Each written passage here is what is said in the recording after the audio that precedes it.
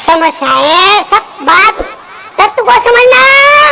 समस्याएं सबके सामने है।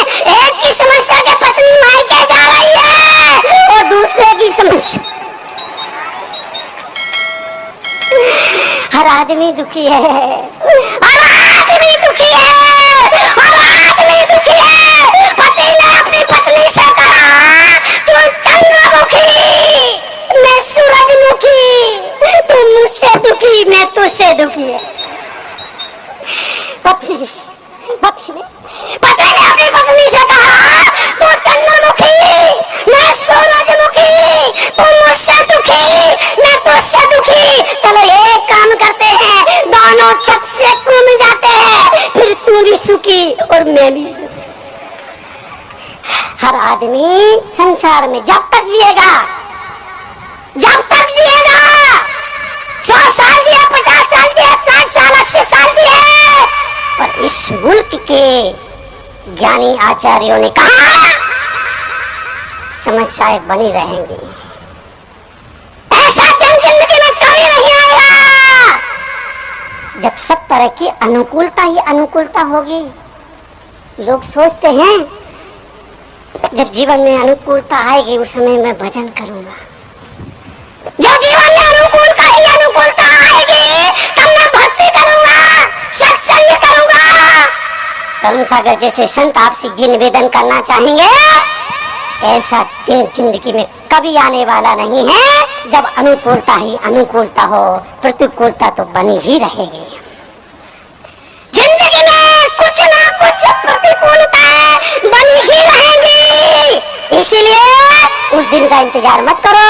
भजन करना है, भक्ति करना है, दान पुण्य करना है, सेवा परोपकार करना है, उस दिन का इंतजार मत करो। वो दिन कभी आने वाला, बोलो ना, आने वाला नहीं है। वो दिन कभी नहीं आएगा, वो दिन कभी नहीं आएगा, वो कल कभी नहीं आएगा। हाँ, काल जरूर आएगा, कल नहीं आएगा। इसीलिए धार्मिक होने के लिए अंतिम दिन का इंतजार मत करो। धार्मिक होने, जब मैं 13 साल की उम्र में संन्यास लिया, 13 साल की उम्र में घर छोड़ दिया, माता पिता को छोड़ दिया, आचार्य पुष्पदन सागर जी महाराज जी से प्रेरणा पा करके जब मैंने 13 साल की उम्र में संन्यास लिया तो लोगों ने कहा आपने घर छोड़ा, परिवार ना, घर देखा ना, परिवार देखा ना, संसार देखा ना, ये देखा ना, वो देखा, आपको कौन सा पागलपन सवार हुआ है, आपने छोड़ दिया। मैंने कहा तुम्हारा मतलब, अरे ये पूजा पाठ तप त्याग वैराग ये सब बुढ़ापे में करना चाहिए। उस समय मेरे मन ने कहा, कविता के रूप में मैंने लिखा, हे सके बुढ़ापा है क्या, बस मौत का निमंत्रण, आंखों से दिखता नहीं, कानों से सुनता नहीं, व्रत नियम पालते नहीं। आंखों से दिखता नहीं, कानों से सुनता नहीं, हाथ पांव चलते नहीं, व्रत नियम पढ़ते नहीं, रोटी भी चपती नहीं, खिचड़ी भी पचती नहीं, रोगों ने घेरा है, मरने की बेरा है, मोह भी घनेरा है, मेरा है तेरा है, तृष्णा है बढ़ रही, बुद्धि है घट रही, मुख से लार बह रही, असुदार भर रही, पड़ा पड़ा मर रहा, पड़ा हाय कर रहा, पड़ा पड़ा मर रहा, पड़ा हाय कर रहा।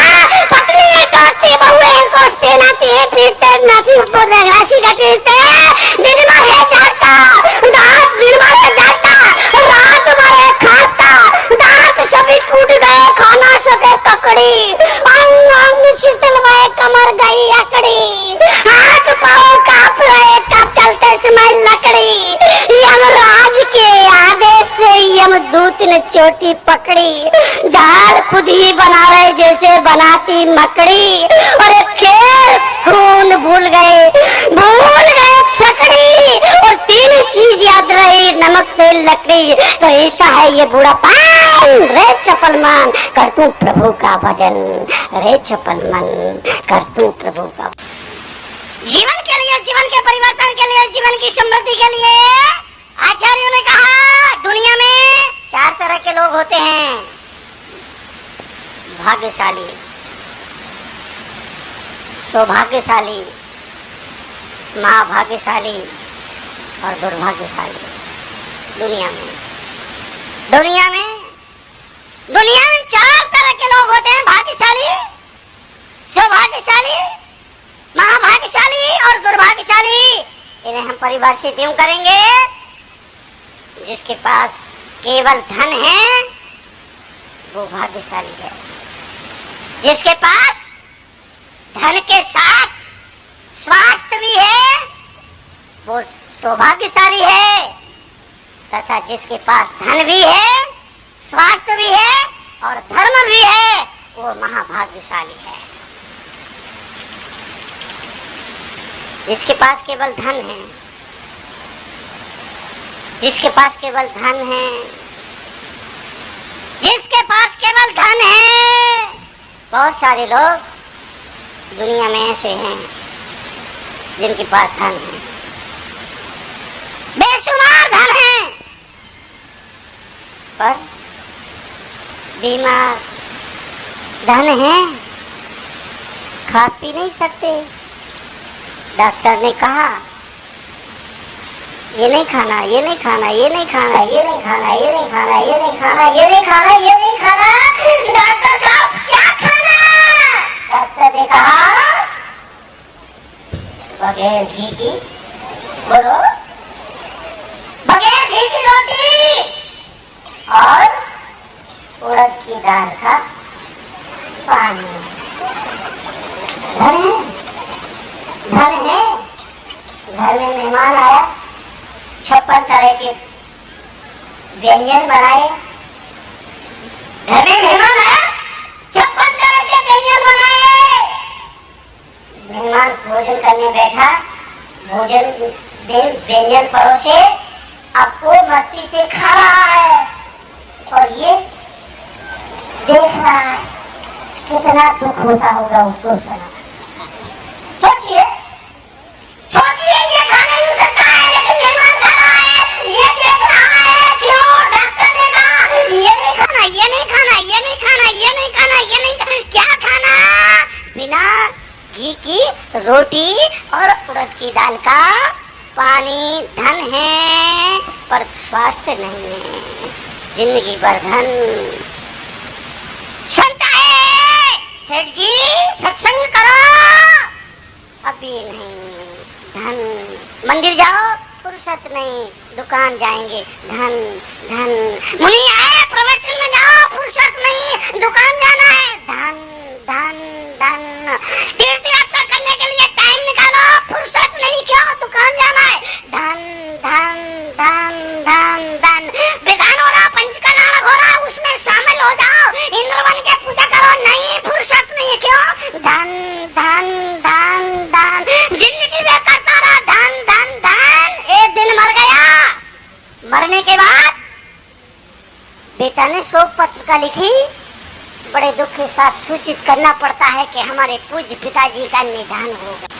आप जीवन के लिए, जीवन के परिवर्तन के लिए, जीवन के परिवर्तन के लिए एक ही वक्तव्य याद रखना। अगर आप परिवार को स्वर्ग बनाना चाहते हैं, अगर आप अपने परिवार को स्वर्ग बनाना चाहते हैं, एक ही वक्तव्य याद रखने जैसा है। अपनी भूल को आदमी स्वीकार कर ले, अपनी गलती को आदमी स्वीकार कर ले, दूसरे की भूल को आदमी नजरअंदाज कर दे, तो परिवार स्वर्ग में तब्दील हो जाएगा। है, इतना बेईमान है, इतना बेईमान है। नहीं, आपकी बात नहीं कर रहा हूँ, मैं तो पिछले गांव की बात कर रहा हूँ। आदमी इतना बेईमान है, इतना बेईमान है, इतना बेईमान है, इतना बेईमान है, क्रोध कर रहा है और उससे बोलो भाई साहब आप क्रोध क्यों करते हो? तो कहता कौन क्रोध कर रहा है? क्रोध करता जा रहा है पर उसको स्वीकृति नहीं दे रहा है। अध्यात्मविदों ने कहा, अध्यात्मविदों ने कहा स्वीकृति का नाम प्रतिक्रमण है। ज्ञान शास्त्रों में शब्द का महत्वपूर्ण उल्लेख हुआ। प्रतिक्रमण समय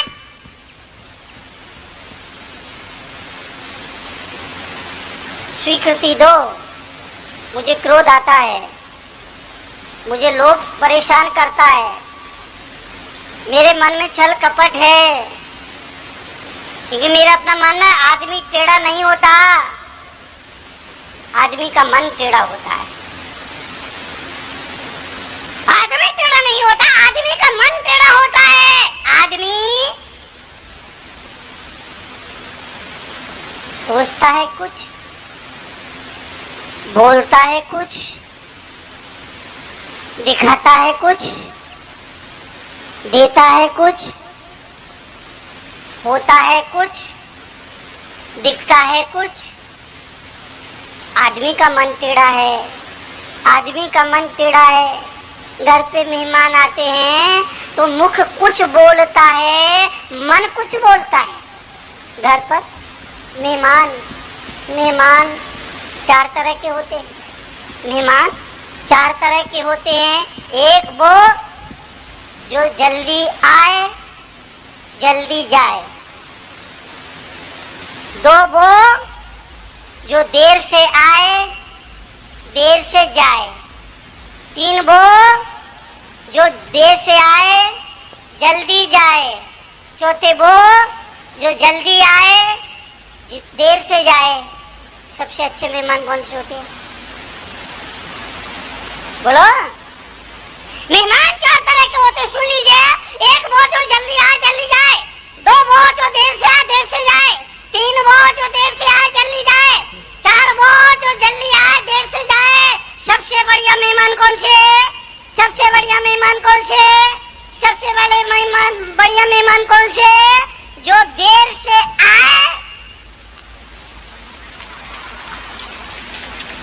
सबसे बढ़िया मेहमान उसको माना जाता है जो देर से आए और जल्दी जाए। घर में मेहमान आते हैं, मन कुछ बोलता है, मुख कुछ बोलता है, मन कुछ बोलता है, मुख कुछ बोलता है। घर में मेहमान आए, मुख बोलता है आपके आने से इस घर में 4 चांद लग गए, और मन बोलता है कम वक्त आज ही आना था, सारा प्रोग्राम मेट हो गया। मन कुछ बोलता है, मुख कुछ बोलता है। ये जो विसंगति है, भगवान महावीर ने दुनिया के लिए अपने संदेश में कहा कि ये जो मुख और मन के बीच में विसंगति है, ये खाई है, ये दुनिया की सबसे बड़ी दूरी करने वाली खाई हुआ करती है। इसीलिए आदमी टेढ़ा नहीं होता, आदमी का मन टेढ़ा होता है। पड़ोसी की झोपड़ी में आग लगी है, लोग सोचते हैं कि हमारी झोपड़ी में आग थोड़ी ना लगी है, उसकी झोपड़ी में आग लगी है। आदमी निश्चिंत हो जाता है, लेकिन वो भूल जाता है कि वो आग वहां से चल करके तेरी झोपड़ी तक आने वाली है। वसुदेव कुटुंबकम। भारतीय संस्कृति ने इस बात पर विचार किया, सारी दुनिया को एक कुटुंब माना, एक परिवार माना, और ये विचार किया सर्वे भवन्तु सुखिनः सर्वे सन्तु निरामया। सबके कल्याण की कामना कही, सबके कल्याण की कामना करी, लेकिन हम इतने बेईमान हैं, इतने बेईमान हैं, इतने बेईमान हैं। आपकी बात नहीं कर रहा हूँ, आपके पड़ोसी की बात कर रहा हूँ। हम इतने बेईमान हैं, इतने बेईमान, इतने बेईमान हैं। प्रार्थना करने के लिए बैठते हैं तो प्रार्थना में भी भगवान से कहते हैं, हे प्रभु मैं सुखी रहूं, मेरे बीवी बच्चे सुखी रहे, बाकी दुनिया जाए। कौन बोला बाहर में? प्रार्थना कर रहा है मालवीय जी, प्रार्थना कर रहा है आदमी, भगवान से प्रार्थना कर रहा है, मैं सुखी रहूं, मेरा बीवी बच्ची सुखी रहे, बाकी दुनिया जाए भाड़ में। तरुण सागर ये बताने के लिए मौजूद है, दुनिया भाड़ में जाए ना जाए ये उसका भाग्य होगा, लेकिन बोलने वाला तू भाड़ में जरूर जाएगा, क्योंकि तू विचारों से गिर गया, भावनाओं से गिर गया, संकल्प से गिर गया। सर्वे भवन्तु सुखिनः। इसलिए प्रार्थना करो तो प्रार्थना में दुनिया का कल्याण की भावना होना चाहिए, पड़ोसी के कल्याण की भावना होना चाहिए, सबके कल्याण की भावना होना चाहिए। हम भगवान से बोलते जरूर है, हे भगवान सब सुखी रहे, लेकिन पहला नंबर मेरा हो। हम सब सुखी रहे, लेकिन उसमें पहला नंबर मेरा हो। आपसे निवेदन करूंगा जीवन के लिए, जीवन के परिवर्तन के लिए सोच बदलिए। कल भी मैंने कहा था सामने वाला नहीं बदलेगा, सामने वाला नहीं बदलेगा, आपको ही बदलना पड़ेगा। सामने वाला नहीं बदलेगा, आपको ही बदलना पड़ेगा। अपने को बदलिए, समर्पण में जीने की आदत डालिए, बात बात में तर्क मत करिए। तर्क से विवाद होते हैं, कलह होती है, झगड़ा होता है। सासू ने कहा यूं और बहू ने कहा क्यों, झगड़ा शुरू। सासू ने कहा यूं और बहू ने कहा क्यों, झगड़ा शुरू। और हम तर्क करने के आदी हो गए। पति ने पत्नी से कहा चाय बनाओ, पत्नी ने कहा क्यों, पति बोला क्योंकि मुझे नहाना है। पत्नी बोली चाय पीने के लिए होती है, नहाने के लिए नहीं। पति बोले जब तुझे मालूम है तो क्यों क्यों पूछती है। जैसे लाभ बढ़ता है वैसे वैसे लोभ बढ़ता है। एक इच्छा की पूर्ति होती है, चार इच्छाएं पैदा हो जाती है। इसलिए मैं आपसे निवेदन करूं, बिना घी की सूखी रोटी खा लेना, चार जोड़ कपड़े पहनकर अपना जीवन चला लेना, लेकिन ऋण लेकर के झूठी शान शौकत दिखाने की कोशिश मत करना। झूठी शान शौकत से दिखा रहा आज का आदमी, उसकी हैसियत नहीं है, फिर भी दिखावा करना है। आज का आदमी दिखावे की जिंदगी जीने का आदी हो गया। आज का आदमी दिखावे की जिंदगी जी रहा है, प्रदर्शन, आडंबर, और यहीं से आदमी के जीवन में दुख की शुरुआत होती है। इसलिए आपसे निवेदन, जीवन के लिए, जीवन के परिवर्तन के लिए रामकृष्ण बुद्ध महावीर जैसे महापुरुषों ने कहा, अगर जीवन में कभी दुख आए, कष्ट आए, परेशानी आए, चिंताएं आए, तकलीफें आए, तो हिम्मत रखना, सुख और दुख सबके जीवन में आते हैं। संसारी हो या सन्यासी, सबके जीवन में दुख आते हैं। अमीर हो या गरीब, सबके जीवन में दुख आते हैं। धर्मात्मा हो या पापात्मा, सबके जीवन में दुख आते हैं। सज्जन हो या दुर्जन, सबके जीवन में दुख आते हैं। फर्क सिर्फ इतना है, कोई दुख से निपट लेता है और किसी को दुख निपटा देता है। फर्क को समझना, सबके जीवन में दुख आएगा। संसारी सन्यासी सबके जीवन में दुख आएगा। फर्क केवल इतना है, कोई दुख से निपट लेता है और किसी को दुख निपटा देता है। जीने की कला, जीने की कला, दुख में से सुख खोजने की कला, दुख में से सुख खोजने की कला सीखो। दुख में से, बड़े बड़े दुखों में भी छोटे छोटे सुख के कण छुपे होते हैं। बड़े बड़े दुखों में, बड़े बड़े दुखों में भी छोटे छोटे सुखों के कण छुपे होते हैं। उन सुख के कणों को बटोर के जीने लग जाओ, आधा दुख तुम्हारा खत्म।